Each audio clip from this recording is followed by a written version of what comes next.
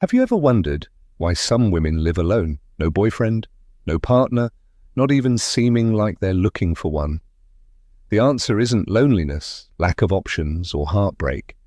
It lies in something more uncomfortable, more unsettling, something that deconstructs everything we were taught about a woman's role. Because when a woman chooses to be alone, she isn't getting lost, she's finding herself. And that kind of self-discovery doesn't come with applause, likes, or company. It comes with silence, strength, and a kind of freedom most people still don't understand. No, she's not lonely, she's selective, she's not cold, she just got tired of burning for people who never wanted to feel the warmth. There's something profoundly threatening about a woman who doesn't need a relationship to feel whole. Because that shatters the logic of control, dismantles the myth of emotional dependency, and reveals a brutal truth. Most men don't know what to do with a woman who doesn't need saving. And most women are still learning to recognize themselves in that silent, yet deafening mirror of power. Carl Jung once said that everything we deny in ourselves becomes part of our shadow. And many of these single women are actually a reflection of the collective shadow. They are what many dream of becoming, but few have the courage to embody. They don't scream for love, they whisper their choices. They don't put themselves on display to attract attention. They retreat to preserve themselves. They're less interested in charming princes and more in their own peace. And that makes people uncomfortable, because while the world demands urgency to be with someone, these women have discovered the power of being with themselves. The woman who lives alone without a boyfriend isn't lost. She's operating on a different level. A level where nothing is begged for, it's chosen. Where approval isn't needed, presence is enough. And maybe that's why she sparks so much criticism, so much judgment, so many attempts to label or explain her. But what many still don't understand is that behind her apparent absence is a presence that fills, that transcends, that challenges the emotional status quo. She doesn't want just any kind of love, she wants something that doesn't shrink her. And until that comes along, she stands strong, whole, complete. Maybe you don't get it right now. Maybe you think it's exaggeration, pride, or emotional damage in disguise. But deep down, way deep down, there's a question inside you, a quiet one that pulses even when you try to ignore it. What if that silent path is actually the only one that leads to the most important kind of love, the one that starts with you? The silence that surrounds a woman who lives alone is not emptiness, it's a sanctuary. And those who don't understand the value of that space often call her cold, distant, or even arrogant. But what few people see is that she didn't build that fortress to shut the world out. She built it to not lose herself. Carl Jung also said that everything we don't face in ourselves, we end up projecting onto others. And maybe that's why so many women still confuse solitude with absence, when in reality, it can be the fertile ground for self-discovery. While most people look to fill themselves through external connections, this woman turned her gaze inward. And there, in the vastness of her own unconscious, she faced the ghosts she avoided for years. Childhood wounds, unspoken abandonments, attachments disguised as love. Her decision to be alone didn't come from an open wound, but from a scar that finally healed. She didn't stop believing in love, she just stopped accepting what others called love when it only made her feel smaller. This woman knows chaos. She's loved until she lost herself. She's given too much. She's begged for crumbs that never should have been offered in the first place. But at some point, she woke up. And that awakening wasn't sudden. It was a series of disappointments that stopped hurting and started teaching. What you see now isn't coldness, it's emotional maturity. And maturity is scary because it demands presence, depth, and truth. She doesn't want just any company, she wants reciprocity. She's no longer attracted to promises but to real presence. And maybe that's why she seems unreachable to many. Because she doesn't want to be saved, she wants to be seen. And that takes more than charm or sweet words. It takes courage to dive into the depths where few dare to go. And that's where many give up, not because she's difficult, but because she's whole. And when a woman becomes whole, she awakens two extremes in the world: admiration and fear. Admiration from those who are also seeking that wholeness, fear from those who still live in halves, waiting for someone else to make them feel complete. She doesn't want to complete anyone. She wants to overflow alongside someone who has also found themselves. Until then, she remains alone, not by fate's whim, but out of loyalty to her own soul. This woman isn't hiding, she's protecting herself. There's a vast difference between isolating and preserving oneself, but the world doesn't easily accept a woman like this. A world that still preaches happily ever after, only exists in pairs, a world that distrusts those without a partner, as if that were a sign of failure. Carl Jung once said that where convention rules, there's little room for authenticity. And this woman doesn't live by convention, she lives by essence. She hears phrases like, "You're too picky," "You should be more open," "Nobody's perfect." And she smiles. A calm, steady, almost ironic smile, because she knows what many call picky is simply the bare minimum. The minimum it took her decades to realize she deserves. She's not looking for perfection, she's looking for someone mature enough to love without destroying. Someone who's done the inner work she has already faced. And let's be honest, that's not something you find on just any street corner. The discomfort she causes isn't in what she says, it's in what she represents. She's living proof that it's possible to be happy without depending on anyone else. And that tears masks off. Men who feed on female insecurity feel threatened. Women still trapped in the need for approval feel judged. But she isn't here to confront anyone. She's just being.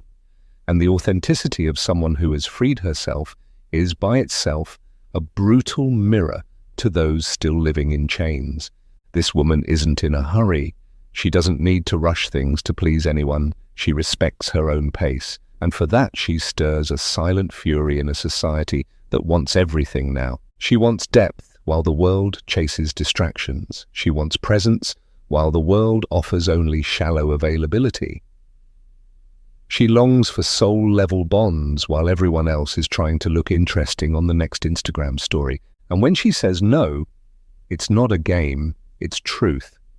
When she walks away, it's not drama, it's self-defense. When she chooses to stay home instead of going out with someone empty, it's not arrogance, it's clarity. And that clarity, earned through pain and surrender, is her greatest revolution. Because she doesn't live to please, she lives to be. And that simple act, being, is what makes her so dangerous to the system. Perhaps what unsettles people most about this woman isn't her solitude, it's the peace she's found within herself. Carl Jung taught that those who look outward dream, but those who look inward awaken. And it was precisely that inner journey that she took. It wasn't easy. It was a grueling process of stripping off masks, facing the ghosts of emotional dependency, and rebuilding herself piece by piece. She no longer defines herself through the eyes of others. She sees herself through her own eyes. And that changes everything. How many times have you wondered if being alone is failure or freedom? How many times have you felt the need to justify yourself for not having someone by your side? This woman has felt that too. She once thought there was something wrong with her for being alone in a world that idolizes couples, even unhappy ones. But one day, she understood. It's better to be alone than to be invisible in a relationship. And that day, she made a pact with herself. Never again would she accept less than what she truly deserves. Her path is not a straight line. There are days of doubt, moments of nostalgia, nights of deep silence, but there's also a strength that grows with each decision made in awareness. She learned that true love doesn't cage, doesn't consume, doesn't manipulate. The love she wants is the kind that liberates, that adds, that supports without suffocating.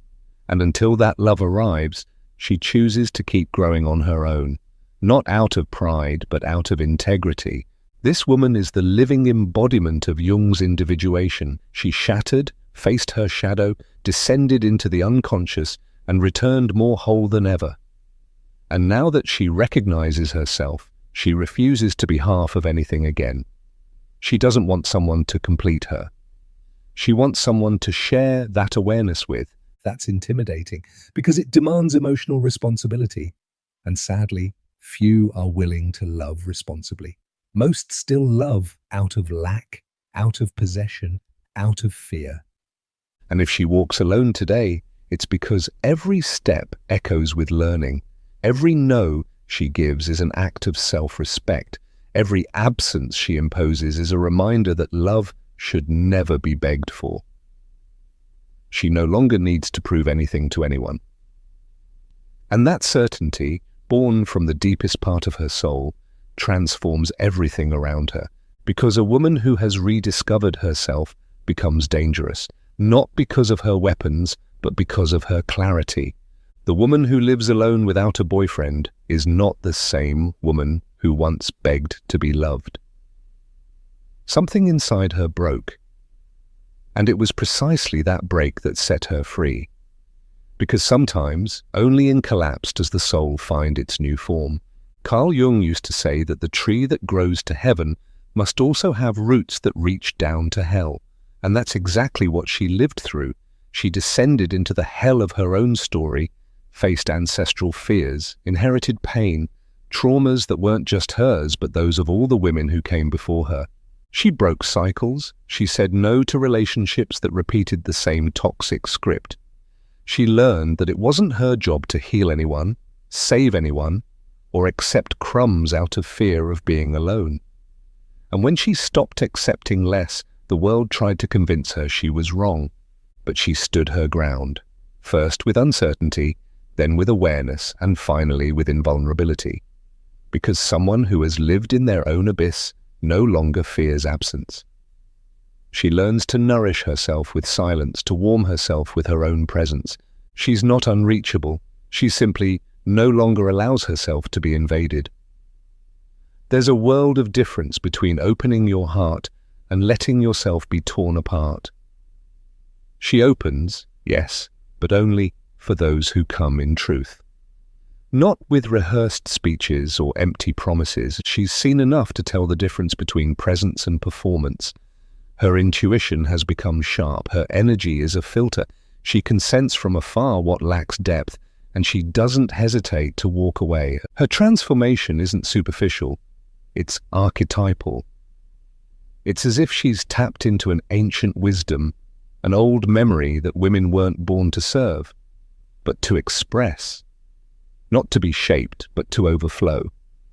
And in accessing that memory, something awakened in her. A wild woman. Intuitive. Emotionally sovereign. A woman who, though alone, is far from lost. She's in communion with something greater, with her own destiny. And no matter how much they try to reduce her with labels, cold, difficult, distant, nothing sticks, because she no longer lives to fit in. She lives to expand. She no longer fights for attention. She radiates presence. She's no longer waiting to be chosen. She does the choosing. And that reversal of logic confuses those who still try to control the feminine. But she's no longer there. She's already crossed the threshold. And on the other side, she discovered that the real relationship begins only after you've loved yourself enough to not need anyone. There's something sacred about the way she walks through the world. She doesn't need applause or public validation. Her confidence is quiet. And it's in that silence that her true strength lives. Carl Jung said that everything we face within eventually becomes our destiny. And perhaps that's why this woman, in choosing herself again and again, has become the author of a destiny that few can understand, but many secretly envy. She no longer tries to fill voids with promises or convince anyone that she deserves love. She doesn't beg for space in anyone's life because she's learned that presence should never be begged for. It should be invited. And when the invitation doesn't come from truth, she simply declines. She doesn't react with anger or bitterness. She steps away with the dignity of someone who's gotten lost too many times to let the same wound happen again. What few people understand is that this woman still longs for love. She still wants to be held, touched, chosen. But she wants it without losing herself. Because she's spent too long trying to squeeze into molds too small for the soul she carries. Now, she only offers herself where there's room to be whole. And that requires a level of maturity that goes far beyond romance. It requires awareness. It requires having faced one's own shadow and still choosing to love. She's not looking for fairy tales. She's looking for a soul alliance, a connection where there's no domination or submission, where both can grow beside each other without dimming their colors, silencing their pain, or shrinking their dreams. And if that seems too much for some, so be it. Because she'd rather wait than survive on emotional crumbs. And to many that sounds like arrogance, but it's really just self-love in its purest form. We are witnessing a new archetype of woman. A woman who has walked away from the superficial and dived into the depths. Who got tired of being merely desired and chose to be respected. Who chose to be alone, not because she gave up on love, but because she began to understand that real love never demands self-denial. And when a woman understands that, her whole world begins to change. She doesn't need to raise her voice to be heard. Her presence speaks before any words. Wherever she goes, the energy shifts, like something in the room realigns subtly but unmistakably. This isn't mysticism, it's energy. It's the weight of someone who has already faced the most brutal inner wars and chose to return in peace. Not because she conquered all her fears, but because she learned to live with them without being defeated. Carl Jung would say she found wholeness not by eliminating opposites, but by integrating them. This woman doesn't reject love. She's simply learned not to submit to unbalanced relationships where one must dim so the other can shine. She longs to love, but in a love where her essence doesn't need to be edited. A love where she can be both shadow and light, laughter and tears, silence and storm. Because she realized that those who only love the pretty parts haven't yet learned what love truly is. And those who demand constant sweetness still don't understand the beauty of bitterness, so necessary for growth. She's too whole to settle for halves, too free to accept prisons disguised as care, too sensitive to endure shallow bonds, and at the same time strong enough to keep choosing this path. Even when it hurts, even when it's lonely, even when it's misunderstood. That is the journey of an awakened soul, giving up instant validation in exchange for deeper truth. Deep down, the world fears women like her. Women who don't need, women who don't bow, women who refuse to be molded because they challenge invisible structures, question old patterns, and break silent emotional contracts that once said a woman only has worth if she is with someone. And when she breaks those contracts, when she rewrites her own narrative, she inspires others. And that, for the system, is dangerously revolutionary.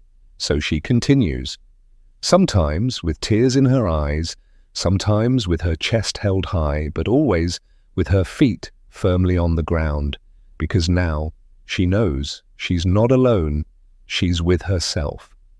And after everything she's lived through, that is more than enough. The love that comes after that won't be salvation, it will be celebration. It won't come to fill her, it will come to overflow. When a woman chooses to walk alone, the world rushes to convince her she's making a mistake. But deep down, she feels something aligning within her. It's not pride or rebellion, it's a rare kind of wisdom that can only be born in silence. The same wisdom Jung called individuation, the process of becoming fully who you are, without masks, without compromise. And when that happens, nothing outside her has more power than the truth that pulses inside her chest. That truth doesn't need to shout. It can show itself in the way she quietly closes a door without resentment, in how she withdraws when the environment no longer nourishes her, in the way she smiles in peace, even with no one by her side, because she discovered that being alone is not a punishment, it's a vow of loyalty to her own soul. And the soul of an awakened woman does not submit, does not dim, does not beg. It simply is. And that is enough. The world will keep trying to tell her she's missing something. It will keep offering distractions, plastic princes, love made for display. But she's already seen behind the curtain. She's already understood. It's not about finding someone. It's about never losing yourself again. And when that realization blooms, everything changes. Desire becomes discernment. Lack becomes choice. Waiting becomes a path. And what once hurt now teaches. What once bound now sets free. You can feel it deep inside. That stirring, that spark. Maybe it's a memory, an old wound, a nostalgia that never made sense. Maybe it's the image of a woman you once knew, or the woman you've become. In either case, something within you is asking to be seen more clearly, something that no longer fits in old molds, something that, if you let it, could completely transform how you relate to love, to others, and most importantly, to yourself. That woman who lives alone is more than just someone who doesn't fit the mold. She is a living symbol of emotional freedom, a reminder that it's possible to rebuild without hurry, without fear, and without needing to prove anything to anyone. She doesn't walk ahead of anyone, but she doesn't follow either. She carves her own path, unique, inviolable. And along that journey, she lights little fires for others who are waking up too. If something inside you was touched by this story, maybe it's because, deep down, you too are ready for a new kind of love. A love that begins with reconciliation with yourself. A love that feeds on silence, presence, and truth. A love that can't be negotiated, begged for, or disguised. And if that love hasn't come yet, maybe it's because you first needed to become the woman who no longer accepts less than she deserves. And if this message found you at the right moment, or awakened someone you forgot was living inside you, then I invite you not to keep it to yourself. Share this video with other women who need to remember their own strength. Like it, comment, and subscribe to this channel, not out of impulse, but out of choice, because when something touches the soul, the least we can do is let it keep resonating within us and through us.